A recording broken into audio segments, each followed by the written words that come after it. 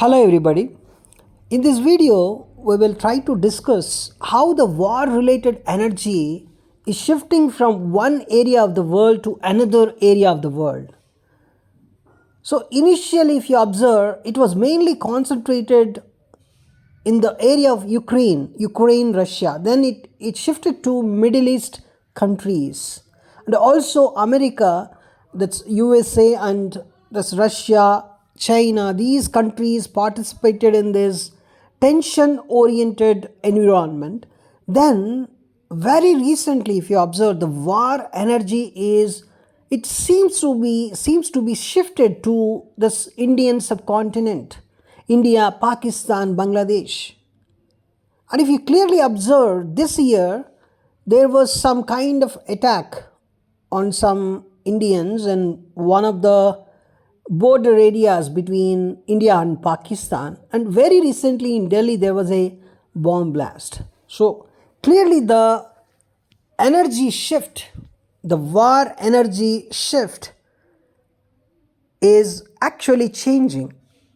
I want to tell you what are all the planetary placements that are causing this.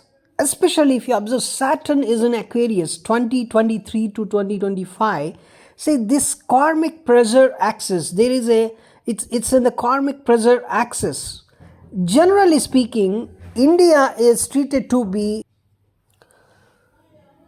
so clearly a Saturn in Aquarius is causing this. One important thing I want to tell you, that is, for India, the general mundane analysis, the astrological analysis, Taurus Lagna is considered. So obviously Aquarius is becoming the 10th house, and 10th house of a country generally rules the governance, administrative pressure of that particular country. Even the border issues come in 10th house. A national labor or public sector also comes in a 10th house area. So Saturn here in the 10th house is producing a kind of high-end border vigilance. It is also producing stress on law enforcement and intelligence as well.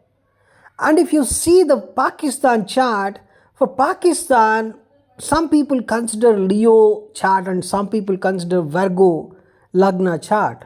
So obviously Aquarius is becoming either the 7th house or the 8th house, and that is activating this rivalry, basically the external pressure and also instability, the sudden events, because 8th house is mainly related to the sudden events.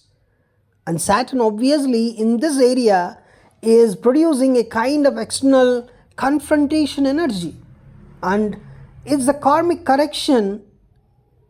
I can say it's a kind of systematic, it's a kind of systematic karmic correction, I would say, for Pakistan. Whatever is happening currently, it's actually a systematic karmic correction.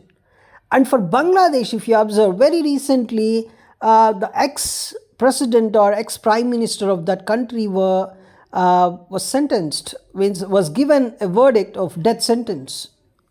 So, and her name is, I think, Hasina Sheikh, right? And generally for astrological predictions, Bangladesh is considered to be a Gemini Lagna. And Aquarius is obviously becoming the 9th house where the Saturn is transiting. And this 9th house is obviously about judiciary, ideology, leadership principles. And there you can see a kind of legal shock. This particular verdict is a kind of, Saturn is intensifying this particular legal shock, this particular political restructuring even. So there was an ideological conflict. If you observe, the pattern of events happened in Bangladesh. So as Saturn is causing this, I can definitely say this. And another important placement is Rahu in Pisces, the 2023, 2024, 25, this area, these years, right? So this Rahu is in Pisces. It's a kind of emotional volatility, right?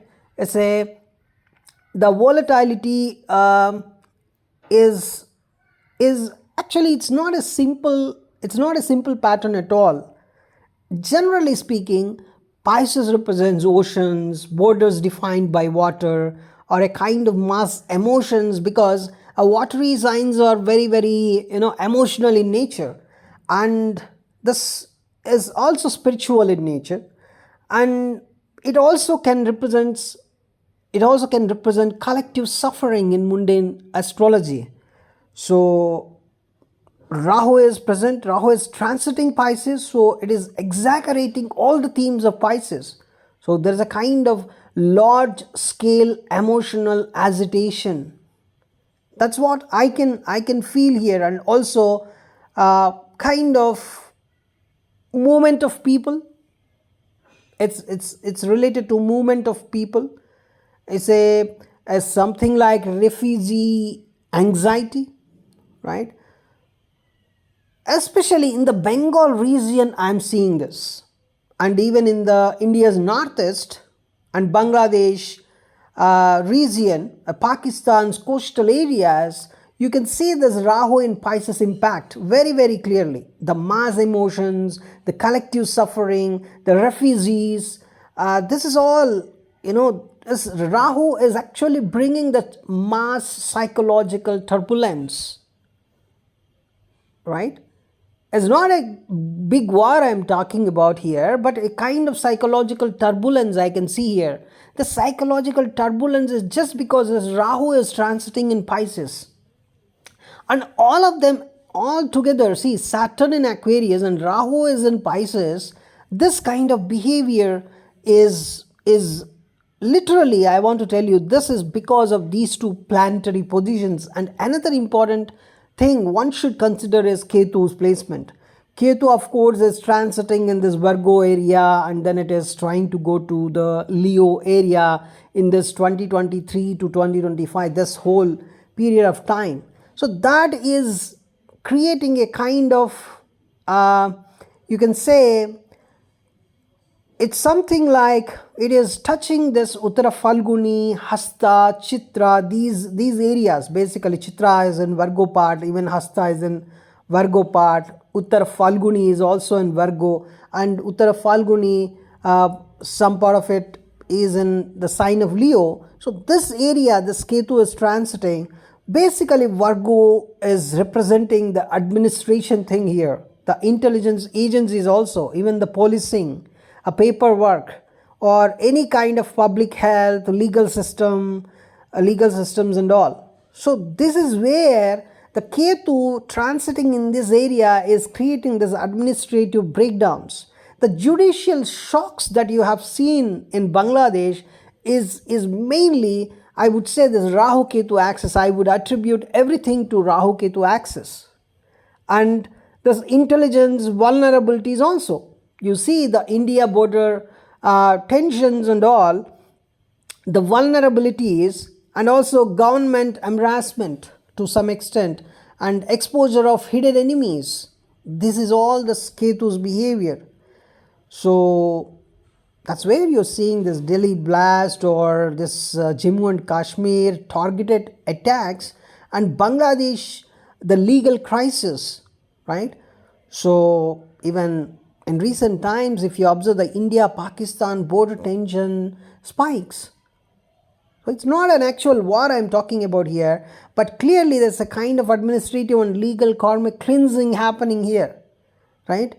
So I would try to analyze always. I always try to analyze in terms of Rahu, Ketu, and then Saturn. Then, as it's a kind of warlike situation, Mars placement is very much important. The Mars activation, especially in this 2024-2025, this Mars behavior is really very much important, right? So this is where this Mars Ketu conjunction also that happened very in recent times in 2025, which is a kind of, we say, Pisachi yoga. It's a kind of the influence is Ugra in nature. In Vedic astrology, we say. So it's a kind of fire plus air agitation. That's where in Indian subcontinent you would even see that airplane crash, the Air India plane crash. And so this is a kind of heat spark added to this Saturn Rahu Ketu background. Oh, clearly I would say it's a kind of warlike energy which is finally shifting to this Indian subcontinent. The Saturn is creating that karmic pressure, and then this Rahu in Pisces is creating that emotional volatility, the refugees, the mass movement themes, the psychological agitation. Even in Nepal, you could clearly observe this year that happened, right? So, and Ketu in Virgo, this particular area of transition is creating this administrative legal cleansing, I would say, and also intelligence vulnerabilities, right? So Mars transit is a kind of it's a kind of temporary, or I would say a short-term ignition points for tension, but not a full war. So the whole result is a kind of energy shift towards Indian subcontinent. So definitely I would say, as Indian subcontinent, the India, Pakistan, Bangladesh, the tensions are a bit rising. Clearly they are rising. So it's a phase of karmic cleansing of governance. I would say it's a judicial reorganization. That is a theme that's running on, and a kind of foreign policy realignment, and intelligence vulnerabilities, or a kind of strategic vulnerabilities. As to some extent, you can say this. You can say this because Ketu's transit is the cause of this one. So I would clearly say it's a kind of difficult situation. It's a kind of difficult situation. I can see, definitely, right? So thanks for watching this video, and I would say whichever country is actually doing bad, that's going to suffer a lot in the near future. It's not a simple theme that's running on. It's more than a person's imagination. The planets are very much ready to punish any world leader, as no matter what, even if the world leader has a lot of pura punya, I would say, he might have done a lot of good deeds in his previous birth, it doesn't matter, but the planetary placements are very much ready. The planets are very much ready to punish whoever is doing bad, especially in the past a few years. It's going to be a kind of karmic cleansing activity that is being done by all the planets. I can clearly see this pattern, especially with the planets like Rahu, Ketu and Saturn. They're very much ready. They're ready to punish just like that.